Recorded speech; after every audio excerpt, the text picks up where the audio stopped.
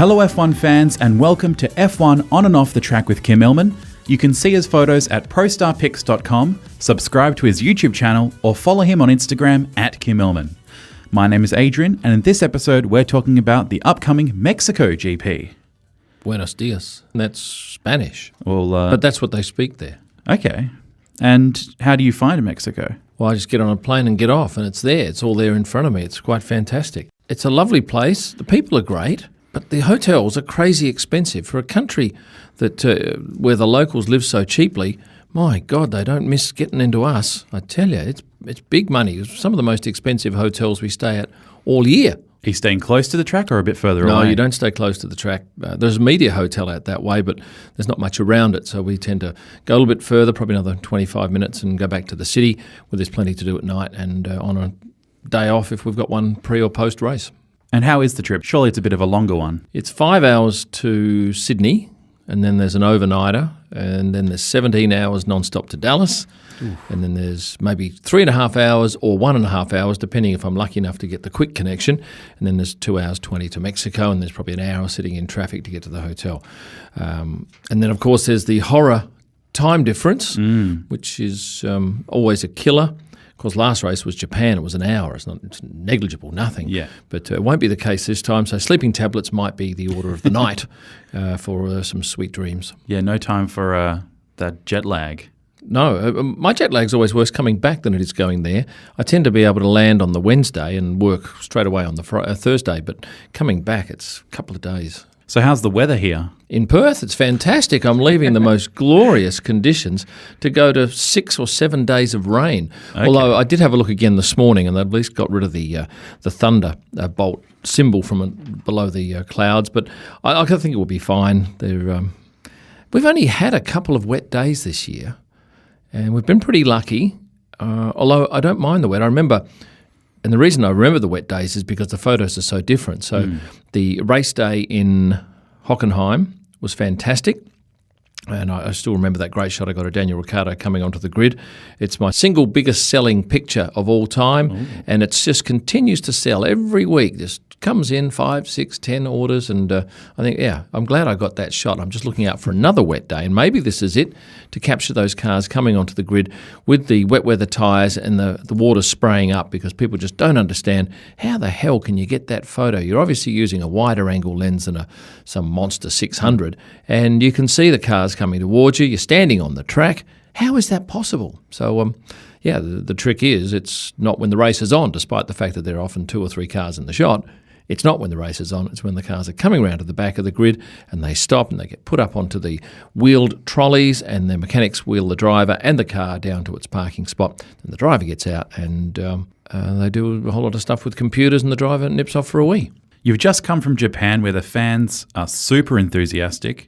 How do they stack up in Mexico? They don't have the zaniness, I don't think, of the outfits and the manga and the anime sort of stuff that you have there, but they're certainly enthusiastic and big crowds all the way around. And I was reading Pierre Gasly's Instagram post this morning where he was talking about last year. He was in the car behind Sergio Perez as they went around and did the drivers' parade, and he said he's never heard noise like it, especially when you come into the stadium. And that's a pretty special place because that's a baseball stadium normally, and I saw some pictures the other day with grass on it where they play baseball, and then come Grand Prix time they rip up all the grass and they put a road through there. Jeez. And they fit, I don't know, 30, 40, 50,000 people in this grandstand, and it is really spectacular. And we're allowed to go up the grandstand and shoot because a lot of places we're not allowed to access to any of those high vantage points. And this time I'm taking a tilt shift lens, and anybody who knows a bit about photography will know that a tilt shift lens allows you to do some interesting shots where the resultant picture looks like you're taking a picture of kids' toys. So hopefully I managed to nab a couple of those. It's a tricky lens to use, and I must admit I struggle with it because it's all manual focus and you have to set the focal plane. I had a crack at it last race with some of the cars on the grid, and I had a particular shot in mind, and I got close to it, but I really needed a high vantage point. And with the grandstand, you can go right up the back. You can get as high as you want. Yeah, I look forward to those. Tilt shift photos always look fabulous. Yes, especially when you get something like a train station and a very good photographer. That's a great recipe for a marvellous photo. So where is the track located and what's the track itself like? Yeah, it's probably about 35, 40-minute drive out of town. Autodromo Hermano, I can't remember what it's called. It's just in a suburb. We're lucky because what we tend to do, what I tend to do, and I think most of the guys would do this if they don't have a rent-a-car, they will get a taxi to the media hotel and they'll get on the media shuttle. And you sit on the shuttle and it takes you right to the front door of the media centre. So you don't have to, well, the Paddock anyway, which is very close to the media centre. So you don't have to worry about parking. You just drive straight in at that hotel with your taxi and get on the media shuttle. What's the traffic situation like in Mexico City? Yeah, shocking. Not as bad as Sao Paulo, but you got to expect some delays, and it's just a part of Mexico City. But food's good, and the people are nice, and the nightlife's fantastic, and especially where most people stay, which is in Polanco, it's just full of F1 people. So people you see at the track, you end up seeing out at night when you're going out for a dinner. Are there any notable shots or backgrounds on this track? Yeah, a lot of stuff involving the stadium. 2 years ago, they had these lovely streamers that went between one grandstand and the other, above where the cars pass underneath, and they were really good to shoot with and through. But last year they took them away for some reason. I'm hoping they bring them back again. But yes, we can certainly get down low and shoot the cars. Oh, there is my favourite shot, which I stumbled upon 2 years ago when I was walking through the crowd in the grandstand, and I thought, if I stand up here on this table where people eat their hot dogs, I can get a high vantage point. I can have crowd in the foreground, probably 7 or 8 rows of people in the foreground. Then you've got the wire fence, and then you've got the car. And it's a beautiful shot because you don't often get crowd in the foreground of a shot. And if you use a slow shutter speed, the fence becomes invisible and you just get lovely shots of the car in the right light. You pick the right session to go out and do it. But yeah, I'll be doing that again because I know it's a nice photo and I'm confident that I can nail it. And that's often a big thing because oftentimes I'll head around the track and I'll try this for 10 minutes and I'll think, what have I wasted my time doing there? So really... Look, the really good photographers know their shots in advance, and they'll say, right, I've got 3 shots I have to get here, 3 different spots in an hour and a half session. They'll devote probably 30 minutes to each, and they'll come back with a number of shots in 3 different spots, a number of cars in 3 different spots. So the track does wind its way through a baseball stadium, apart from obviously the higher vantage point on the grandstand. What other kinds of shots can you get there that you might not be able to get elsewhere? There's a few photography windows where you can shoot through those and get the crowd in the background and the full baseball stadium in the background if you use a wide lens. You can go both sides of the stand, but if you go one side, I remember, it's quite a hike to get there and you really have to leave a long way. But certainly if you go to the easy side, you just walk out of the paddock and it's maybe 3 minutes walk and you bang in a great spot to shoot. And especially come Saturday when I don't like to go too far from the track for qualifying, that's the place I go. So when I think about the weekend, where will I shoot, I always know that I'll end up there on Saturday for the Q1 and Q2 sessions, and then Q3 I'll walk back and catch drivers coming out of the FIA garage. But I tend not to go to places on the Friday if I know that I'm going back to shoot them on the Saturday. So I'll tend to go further away from the media centre on a Friday, and we're lucky that there's golf carts that run down that main straight on the outside, and there are a few shots on the exit of 1, 2, 3 is nice. They come quite close to us, and I think I shot the start. Yeah, I did last year. I shot the start from the inside of turn 2. What is the paddock and pit area like here? Oh, lovely paddock. It's quite spacious and they've got nice hospitality suites. The media centre is great because it's like Japan. It's almost smack bang in the middle of the paddock and you don't have a long walk to get to or from it. But the shot I love, and I don't think we have this at any other track, is the early morning light with the drivers coming in, because they all tend to come in one gate. And when they walk in, they have this beautiful golden sun behind them. And I guess it's golden because there's probably quite a bit of pollution in the air, so it tends to diffuse the light. And that's behind them. So you can make something of that quite nice. And I took some lovely pictures last year. So your first drivers that come in, they're great. But of course, the ones that come in closer to the start of FP1, they're probably coming in a lot brighter, whiter light, not as nice as the earlier drivers. F1 on and off the track is presented by ProStarPics.com. Stunning F1 photos live from the track, searchable and downloadable for personal or editorial use. Head to prostarpics.com at the end of this podcast. How does the podium celebration differ from every other track? Right, well, almost, and I'm trying to think, I don't think there's another podium like this. Every podium is situated in pit lane and normally at one end of it. Mm-hmm. But this one is actually in the stadium area. So it's, I'm thinking 70 to 100 metres away from where you would normally expect it, and in a completely different area.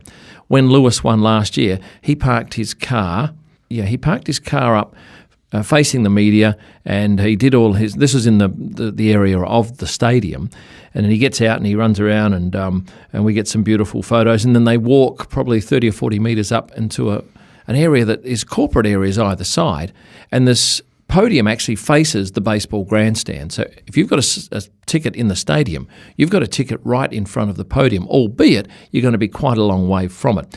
They set up a nice area for us to photograph, a platform which is probably about 50 metres away from it. And the beauty of that is you can probably get 100 photographers on there, which is more than enough for what we want. Whereas sometimes in pit lane, they might have no podium grandstand for us, so you've got to shoot from ground level. And at the very best, you might be able to fit 30 photographers on there. So it's a good option for us. And then the drivers have to walk back to the garage, which is a bit of a hike thereafter. I remember 2 years ago when Lewis won, he took off with the British flag and he ran out of the stadium underneath where those banners were, ran right around the right-hand corner, which is the last corner coming onto the straight, and ran back to the garage along the pit lane. So he's got a bit of a hike from finishing up and then getting back to his garage. Are there a lot of people then if it is the stadium? It's huge because all the punters just get onto the track. And it's this party atmosphere. Last year they had Armin van Buuren playing dance music afterwards, and it's thumping, absolutely thumping. I remember Heineken sponsored it. My gosh, they got great value out of that. Their logos were huge. They've got a big screen behind all this, and once they have the podium presentation, the DJ is revealed by a rotating stage, and it's quite a theatrical production. It's unlike, is it unlike? I don't think there's any, maybe there's another one that had a DJ. Yeah, it was in Italy. At Monza they had a DJ, but certainly that's a rarity. And this music is quite magnificent, and the Mexican crowd love it. What was the significance of lap 19 last year? It was last year or the year before when the earthquakes happened. On lap 19, which was the date the event occurred, the earthquake happened on, must have been September 19, everybody had to stand and put their right hand in the air with a fist, because that was a symbol during the earthquake rescues, when they wanted everyone to be quiet because they thought they might have heard someone still alive underground, everyone would stop, they'd put their hands in the air and shut up. And that's what happened on lap 19, and I got the most beautiful photo. I was in the right spot. It was a huge grandstand in front of me, completely open, so it was beautifully lit. And I've got this shot taken with a long lens of, there must be 5,000 people, and almost to a man, everyone holding their fist in the air, and it's a really poignant moment. I was just very lucky that I happened to look up at the screen, and I looked it up, and I thought, how far are we in the race 19? Oh, yeah, we got this thing. And look around, yep, it all happened. And, of course, lap 19 at Spa this year, everybody stood and clapped for Antoine Hubert, who passed away the previous day, and the significance of the 19th lap there was he was number 19. So that's two events that I've been part of, which were very moving, and I got to capture both. Will Lewis claim the world title this race? Oh, you've got as much idea as I have. I think he's got a pretty good chance. If he beats Valtteri by, I think it was 14 points, he will claim the title. But if Valtteri beats him and Lewis, say, fails to finish, well then, and Valtteri gets fastest lap, well, there's 26 points he's made up on Lewis, and it becomes a very interesting case, although I don't think he'd crash out. In fact, I've very rarely seen Lewis Hamilton not finish. He didn't finish in Austria last year, and I can't remember another one that he didn't finish. So he's pretty darn reliable. You look at the other drivers, and there's plenty who don't finish. Last year, the race coincided with Day of the Dead celebrations. Do you have any memorable moments from that last year?